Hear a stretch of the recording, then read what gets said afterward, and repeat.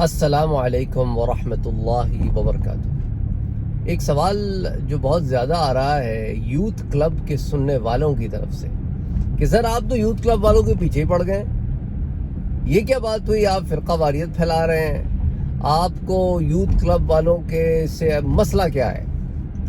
Youth club والے اگر کسی ایک خاص طبقہ فکر کی نشاندہی کرتے ہیں تو پرابلم کیا ہے؟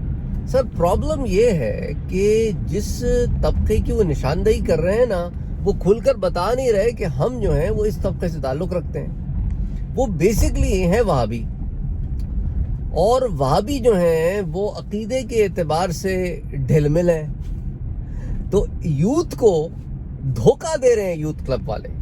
اور ایک دھوکہ دینے والے آدمی کی نشاندہی کرنا فرقہ واریت نہیں ہوتی، بلکہ یوتھ کو تو احسان ماننا چاہیے کہ ہم نے ان کی نشاندہی کر دی۔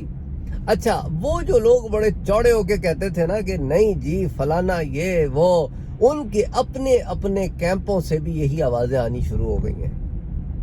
اسپیشلی سب سے زیادہ تکلیف جو ہے نا یہ انجینئر مرزا کے سننے والوں کو ہوتی تھی، ان کو بھی اپنے ہی کیمپ سے آواز آ گئی کہ یہ یوتھ کلب والے تو 101% وہابی ہیں، اور یہ وہابیوں کی باتیں کرتے رہتے ہیں۔ جو میں آپ سے کہتا تھا وہی نشاندہی جو ہے وہ اب ہر طرف سے آ رہی ہے، کیونکہ دیکھیں نا کتنے دنوں تک چھپاؤ گے، کہیں نہ کہیں تو ظاہر ہو جائے گا۔ جو اولیاء کے بارے میں اس طرح کی باتیں کریں، بات بات پہ بدعت کہیں، اچھا ان کے سننے والوں کا بھی رجحان دیکھیں نا، بات بات پر آ کر کیا لکھتے ہیں کمنٹ میں؟ تم لوگ بدعتی ہو، تم لوگ قبر پرست ہو، تم لوگوں کی دکانیں بند ہو گئیں، فلانا ہو گیا۔ یہ جتنی بکواس ہے نا، یہ انجینئر مرزا جیسے گھٹیا آدمی کی سوچ ہے، یا پھر یہ وہابیوں کے کیمپ سے نکلنے والی صداؤں کی کا نتیجہ ہے۔ تو اس کے اندر دو رائے تو ہے نہیں، جیسی یہ منہ کھولتے ہیں پتہ چل جاتا ہے کہ انہوں نے کہاں سے دین کا علم حاصل کیا ہے۔ اچھا، ان کے بچوں کو نا کوئی اگر غلط چیز سکول میں پڑھا دے نا، انہی لوگوں کے انشور کرنے والے بچوں کو، تو ٹیچر کے گریبان پکڑ لیں۔ اور دین کے معاملے میں، عقیدے کے معاملے میں اتنے بیچارے ڈھل مل ہیں جس کی کوئی حد نہیں۔ اچھا، میں آپ کو بتاؤں، سنی جو ہیں الحمدللہ ثم الحمدللہ، ہم ان وہابیوں کو اہل سنت والجماعت میں پتہ ہی کیوں داخل نہیں کرتے؟ کیونکہ ان کے عقیدے ٹھیک نہیں ہیں۔ ان کے عقیدے جو ہے وہ 1400 سال میں جو سلف الصالحین کے عقائد ائمہ اربعہ کے ہاں چلے آ رہے ہیں، چاہے آپ دنیا کے کسی کونے میں چلے جاؤ جہاں پہ وہابی نہیں ہے نا، یہ وہابیوں کو نہ گراؤ مجھے، یہ جو گنے چنے وہابی جو میڈیا میں اچھلتے پھرتے ہیں نا، یہ پیسوں کی وجہ سے جو سامنے منظر عام پر آ گئے ہیں، تو ان کی بات نہ کرو مجھ سے، مجھے بات کرو اصل کی۔ آپ چاہے افریقہ چلے جائیں، آپ چاہے ایشیا آ جائیں، یورپ چلے جائیں، ترکی چلے جائیں، آپ ادھر آ جائیں، ہمارے ایشیا مائنر میں آ جائیں، آپ یہ ادھر چیچنیا آ جائیں، یہ بخارا، سمرقند، یہ ہندوستان، پاکستان، انڈیا سے باہر آ جائیں، یہ ادھر انڈونیشیا، ملیشیا آ جائیں، جہاں جہاں آپ جائیں گے نا، آپ کو وہی عقیدے ملیں گے جو سنیوں کے عقیدے ہیں، چاہے فقہ کے اعتبار سے کوئی شافعی ہو یا مالکی ہو یا حنبلی ہو یا حنفی ہو۔ یہ فقہ کے مسئلے جو ہے نا، یہ تو ان معاملات میں ہے جو فروعات میں سے ہیں۔ یہ وہابیوں نے جو کیا ہے نا، یہ 200-250 سال پہلے ان کو ایک نئی چیزیں سوجھی ہیں۔ انہوں نے جو ہے ان لوگوں کی اتباع شروع کی، ان کو پتا تھا کہ یہ جو بالکل چوٹی کے جو فنڈامنٹلسٹ نہیں کہوں گا میں، ایکسٹریمسٹ کہوں گا، ابن تیمیہ ہو گیا فار ایگزامپل۔ ابن تیمیہ کو انہوں نے اٹھایا، کہا کہ یہ ایک ایسا آدمی ہے جس کی تعلیمات جو ہے نا وہ 100% جو ہے نا ایکسٹریم ہے۔ ایکسٹریم آدمی کو اٹھا کے اسے اپنا امام بنا لیا، اس کی تعلیمات کے اوپر آگے اور 10 ایکسٹریم باتیں ایڈ کر کے وہابزم کی داغ بیل ڈالی۔ نتیجتاً آپ دیکھ سکتے ہیں اس وقت دنیا میں جتنے ایکسٹریمسٹ فرقے ہیں، جتنے دہشت گرد فرقے ہیں، سب کی کور میں آپ کو یہ وہابزم ملے گی۔ یہی حال ان یوتھ کلب والوں کا ہے، نہایت ہی ایکسٹریمسٹ لوگ ہیں۔ ان کے چہروں کی سختیاں بتاتی ہیں کہ کتنے ایکسٹریمسٹ ہیں۔ ان کے چہروں پہ جو سختیاں ہیں یا شاطرانہ پن ہے، وہ بتاتا ہے کہ دے آر ایکسٹریم۔ وہابیوں کے چہرے بتا دیتے ہیں وہابی ہیں۔ We don't have to go in a lot of detail۔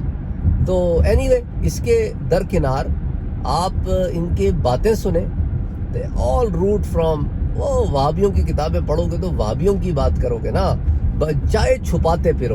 یہ پتہ ہے کس کو نہیں چلتا؟ جنہوں نے کبھی دین سیکھا نہ ہو، سمجھا نہ ہو، کبھی علماء کی صحبت نہ ملے، انہیں پتہ نہیں ہوتا کہ وہابی جب منہ کھولتے ہیں تو بولتے کیا ہے.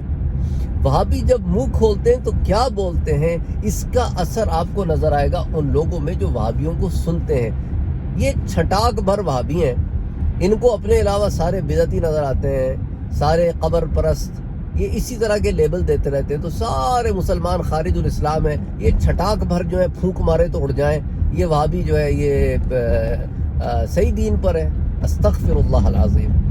سنی جو ہیں ان کا عقیدہ آپ کو ہر جگہ ملے گا. جو پاکستان انڈیا میں جو اپنے آپ کو سنی کہلاتے ہیں، جنہیں آپ عام فہم میں بریلوی کہتے ہیں، حالانکہ بریلی جو ہے ایک مقام کا نام ہے، وہاں پر ایک سکول ہے. اس سکول نے اللہ رحم کرے، کروڑوں رحمتیں فرمائے اعلیٰ حضرت پر، کہ ان کی کاوشوں سے وہ جو صحیح فہم تھی وہ اس علاقے میں پریزرو ہو گئی. پھر ان کی بریلی کے علاوہ بھی بہت سارے سنی سکول تھے لیکن منظر عام پر نہیں آئے، تو پھر سب جڑتے چلے گئے. تو ضروری نہیں ہے کہ ہر بریلوی جو ہے، سارے بریلوی تو سنی ہیں جو اپنے آپ کو بریلوی کہتے ہیں، لیکن ضروری نہیں ہے کہ ہر سنی بریلوی ہو. یہ مسئلہ عقیدے کا ہے، اور عقیدہ جو ہے وہ عمل سے پہلے آتا ہے. بھائی دیکھو نا، اگر تمہارا عقیدہ ٹھیک نہیں ہوگا تم عمل کرتے رہو. یہ خوارج کا مسئلہ یہی ہے، ان کے پاس عمل کثیر ہے، عقیدہ ڈھلمل ہے. وہابیوں کے بھی عقیدے ڈھلمل ہیں. انہوں نے وہ باتیں لوگوں کے اندر عام کی ہیں جو سلف الصالحین کے عقیدے سے الگ ہیں. اور جہاں جہاں ان کا بس چلا ہے، انہوں نے اپنے امام ابن تیمیہ کو بھی چھوڑ دیا. جہاں جہاں ابن تیمیہ سے یہ اخذ کر سکتے تھے مسئلے کیا ہے، اور جہاں جہاں ان کا بس چلا وہاں پہ اپنے ہی امام کو چھوڑ دیا. اچھا، اتباع کرتے ہیں امام کی اور کہتے ہیں ہم کسی کی اتباع نہیں کرتے. عجیب لوگ ہیں، عجیب آوا ہے ان کا، ایک عجیب طریقے کے طرز عمل کو بیان کرتے ہیں جسے خود نہیں پروٹیکٹ کر سکتے. اچھا، ان سے پہلے جتنے لوگ گزرے ہیں نا، جتنے لوگ گزرے، جتنے ائمہ ہیں، جتنے محدثین ہیں، آپ سب کو یہ دیکھیں گے کہ وہ اپنی ذات میں ہوگا امام یا مقلد ہوگا. ان دو کے علاوہ آپ کو کوئی چیز نہیں ملے گی. انہوں نے تو ہر ایک کو امام بنا دیا ہے. یعنی کس بات پہ روئیں ان کی. تو مسئلہ یوتھ کلب کا نہیں ہے، مسئلہ اس دھوکے کا ہے جو یہ یوتھ کو دے رہے ہیں. یہ دھوکہ دے رہے ہیں، یہ اپنی آئیڈینٹی چھپا رہے ہیں. ہم ان کو انشاءاللہ تعالی ایکسپوز کیا ہے اور کرتے رہیں گے، اور اس پر انشاءاللہ تعالی یوتھ احسان مند ہوگی کہ ان چھپے ہوئے، ایک ہوتے ہیں نا چھپے رافضی، یہ چھپے وہاں بھی ہیں لیکن اب یہ کھل گئے. ان کی ایک ایک چیز سامنے آ گئی ہے کہ یہ کسی کے خلاف نہیں بولتے، یہ کسی کے خلاف نہیں بولتے. پھر تم نے سنا ہی نہیں ہے. یہی ہے نا، میٹھی چھریاں ہیں یہ میٹھی چھریاں ہیں. تمہارے دماغوں کے ستے ناس مار دیے انہوں نے اپنے کانسیپٹ دے دیکھے. اس لیے تو اگر یہ کسی کے خلاف نہیں بولتے تو پھر تم ان کو سن کر سب کو بدعتی، قبر پرست اور یہ اور وہ، یہ القابات پھر تم کیوں بولتے ہو؟ یہ ان کی صحبتوں کا نتیجہ ہے جو تم یہ بولتے ہو. اور یہ صحبتیں ان کی کیوں تمہیں یہ سکھاتی ہیں؟ کیونکہ یہ وہابیوں کی صحبت میں بیٹھنے والے 101% وہابی ہیں. تو یہ یوتھ کلب آف پاکستان نہیں ہے، یہ وہابی یوتھ کلب آف پاکستان ہے. یاد رکھنا، وہابی یوتھ کلب آف پاکستان، جس کا اسپیئر ہیڈ ہے یہ راجہ ضیاء الحق، جو 100% وہابی ہے، اور طٰہٰ بن جلیل وہ بھی 100% وہابی ہے، اور محمد علی وہ بھی 100% وہابی ہے. اور یہ جتنے لوگ لا کے بچھاتے ہیں یہ سب آپ کو وہابزم پڑھاتے ہیں. دیکھو، عربی طرز سے قرآن کی آیتیں کوٹ کر دینا یا حدیث مبارکہ کوٹ کر دینا یہ کمال نہیں ہے. کمال یہ ہے کہ قرآن اور حدیث بتاؤ تو صحیح عقیدہ بھی بتاؤ. سلف الصالحین کی بات میں جو ہے وہ بتاؤ، وہ نہیں جو تمہاری ناقص عقلوں میں آئی ہے وہ باتیں نہ بتایا کرو. تو اس لیے اگر آپ اٹھا کے دیکھیں یہ جو انہوں نے عقیدوں پر بات کی ہیں وہ ساری کی ساری آپ کو وہابزم میں ملیں گی. اور وہابیوں کا عقیدہ تو میں آپ کو بتا چکا ہوں، جو ان کی کتاب التوحید ہے اس میں انہوں نے حضرت آدم علیہ السلام کو لکھا ہے کہ آدم علیہ السلام نے شرک کیا ہے. معاذ اللہ، استغفر اللہ العظیم. اللہ کے نبی کے بارے میں تم بدبختوں لکھتے ہو کہ شرک کیا ہے اور توحید ہے تمہاری.